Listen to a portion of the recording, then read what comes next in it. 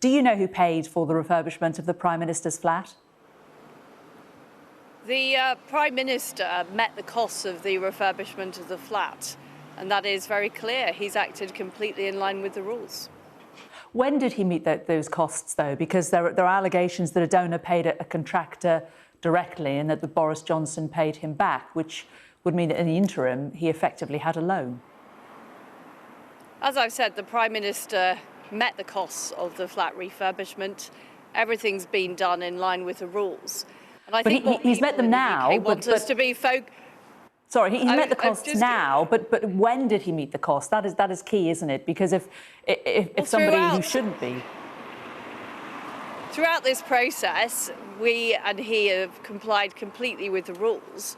And I think this is a huge distraction from what people actually care about, which is how we're dealing with the pandemic. We've just had the news that 50% of people in Britain have now been vaccinated. And of course, as Trade Secretary, I'm working on how we build our economy after COVID, in particular by striking new trade deals that are going to drive jobs and growth across the United Kingdom. We will come on to all of those points, but really on the flat, it is quite key, and a lot of people are very interested in it. Most people have to save up if they want to redecorate their flat. It appears here that either a donor paid a contractor directly or the Conservative Party paid a contractor directly. Which was it? The Prime Minister's met the cost of the flat, and as with all of these matters... But meeting the cost at a later date is the proper not... information has been declared in the public domain. But it hasn't been declared in the public domain. As Trade Secretary, I'm spending my time focused on trade negotiations, not looking at flat refurbishments. But it hasn't been declared at all. We're expecting it to appear in the Register of Ministers' Interests, but the government hasn't published that. In fact, the Ministerial Code says it should be published twice yearly, but we only had one last year in July, and the Cabinet Office has yet to publish the latest instalment, which is due at the end of 2020. So it's actually not being declared, and it's only because Dominic Cummings made these allegations and because journalists have done some digging that it's now becoming clear that Boris Johnson didn't pay for the refurbishment out of his own pocket. Initially, he tried to get somebody else to pay it. And that is the concern, isn't it? Because if a donor is paying for the refurbishment of the flat, he is then has a loan from that donor, or if the Conservative Party is paying for it, that is against the rules. So it is key, isn't it, to find out when he paid it and to whom. There was a statement made to Parliament at the end of last week explaining the situation. As I've said, the Prime Minister met the costs of the flat refurbishment. And, this is obviously important that we declare costs in line with the rules, and that's what the Prime Minister has done. But fundamentally, what people care about is dealing with the COVID pandemic, and that is what the Prime Minister is spending his time doing. You keep saying that he has declared it, but he hasn't. We don't know when he paid this money, and it's the timing, isn't it, that's crucial. Have you had a conversation with him about it before you came on this morning to do these round of media interviews? As I've said, I know that the Prime Minister has acted within the rules, that he has covered the costs of the flat refurbishment himself. And I think that this issue is a massive distraction from what we should be focused on, which is how we are recovering from the pandemic, the vaccination programme, and the work we're doing to rebuild the economy. How do you know then that he's not broken the rules? You must have had a conversation with him. He must have told you when he paid it then, if you're convinced that you know he hasn't broken the rules, whereas Dominic Cummings told him that what he was doing was potentially illegal. Well, I have been assured that the rules have been fully complied with. And I know who that assured you of that? Has met the costs of the flat refurbishment. But who assured you of that? I absolutely believe and trust that the Prime Minister has done that. We're not getting any really clear on the timing, are we? Is part of the problem that we don't have an independent... I've just spent the last week negotiating a new trade deal with Australia. It's going to bring value to the British economy. I don't spend my time getting involved in the details of the flat refurbishment at Number 10. And it's very clear that the Prime Minister has met the cost of that refurbishment. But how do you know that he's followed the rules then? You said you've been assured that you understand he's not broken the rules. You clearly have had a conversation about it. We're just really trying to find out exactly when he paid. Well, all of the details will be given out in line with the rules, and there are certain reporting procedures, and those procedures are being followed. Any idea when we will find out?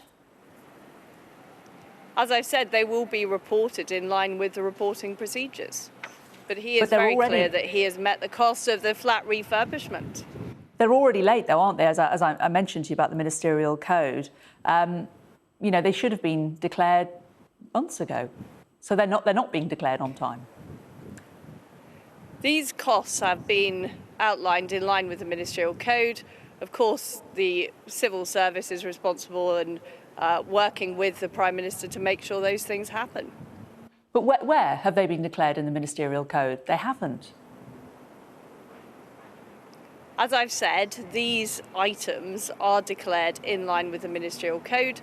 The civil service makes sure that happens. The Prime Minister has met the costs. And I'm very surprised that you're using if this interview to ask the same question again and again. Well, it's because you're not answering. If they were declared in the ministerial code, we would have it. It would be in the public domain. The point is that it should have been declared in the ministerial code. There was a statement made to Parliament on precisely this subject at the end of last week. But that isn't the ministerial code. What people want to know is that in line with the rules, the Prime Minister has met the cost of this refurbishment. That has happened. All the costs will be declared in line with the rules.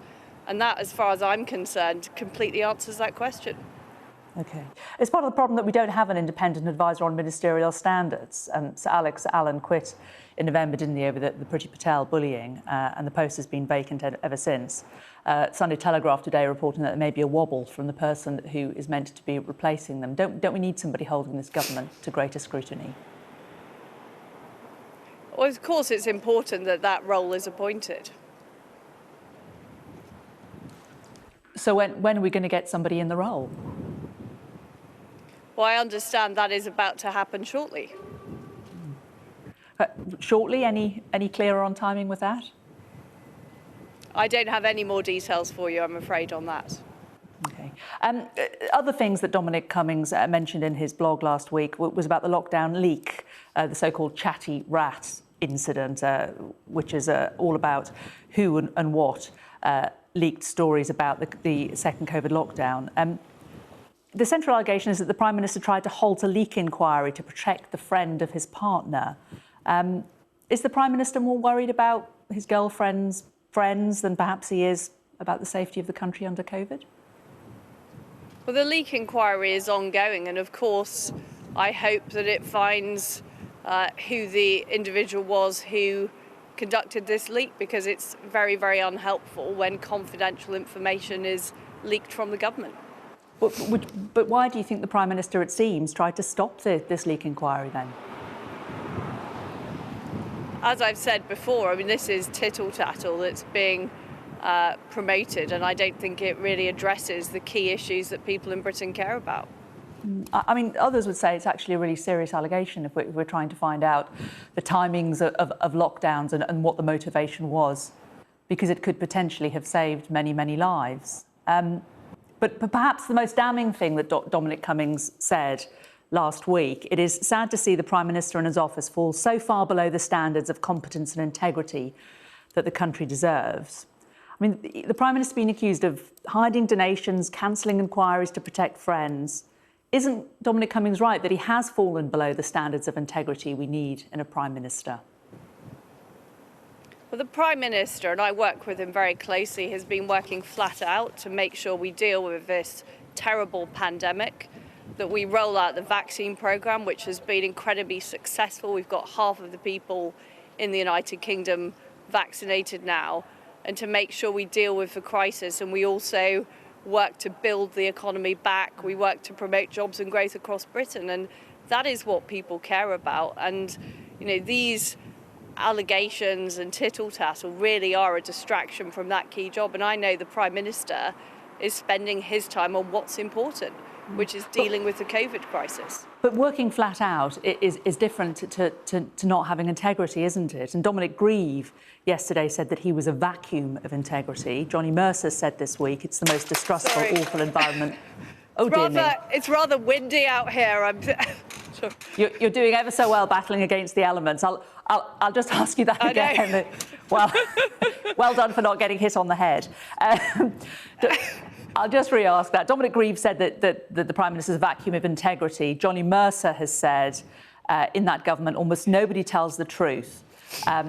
I don't think anyone can really get on the high horse about trust and ethics, all the rest of it in politics, because as far as I'm concerned, most of it is a bit of a cesspit. Now, these are quotes from Conservatives. They're not from the opposition about your leader. Are they wrong? It's completely wrong. The Prime Minister, who I work very closely with, has consistently, through this crisis, acted in the best interest of the country. You know, we've had a huge success in this vaccination programme, which thanks to the decision of the Prime Minister and my colleagues across government, we're now working hard to rebuild the economy. And these noises off are simply not helpful. They're not contributing to a positive future, and they don't reflect what is actually going on in Downing Street. Well, but potentially not a positive future for Boris Johnson. I mean, it's odd, isn't it? Because he does appear to be a really sort of affable, avuncular chap when he's in front of the TV cameras. But the picture that's emerging from those who've worked closely with him seems really very different. The journalist Eddie Mair once rather boldly accused the Prime Minister of being, in his words, a nasty piece of work. Was there a grain of truth in that? I work very closely with the Prime Minister. He is doing a fantastic job in very difficult circumstances. And I think you can see the result of that in the success of the vaccine programme, what we're doing to rebuild the economy, what we're doing in trade. We've just recently agreed with the Australians that we are striking this trade deal, which is going to bring thousands of jobs across the United Kingdom. And that is what the British people are focused on, and that is why he has such support across the country. I did promise we would come on to trade, and you brought it up again then. Of course, as you say, you've had talks this week with Dan Tehan, the Trade Minister. Slightly embarrassing leak from a source close to you earlier in the week saying that you planned to sit him down in an uncomfortable chair, so he had to deal with you directly for 9 hours. He needs to show he can play it at your level. Did he play at your level? Well, that's a complete load of nonsense, what appeared in the press. The fact is that Dan and I have a very positive relationship. We had really positive talks over the last 2 days. We're now within a glimpse of striking our first post-Brexit trade deal, which is negotiated from scratch.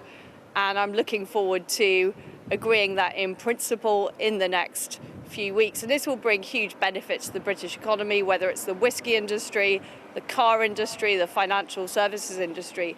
And it also opens up huge opportunities for us in the Asia-Pacific market, one of the fastest growing parts of the world. And I'm looking forward to building that even further. Is Australian wine going to become a little bit cheaper?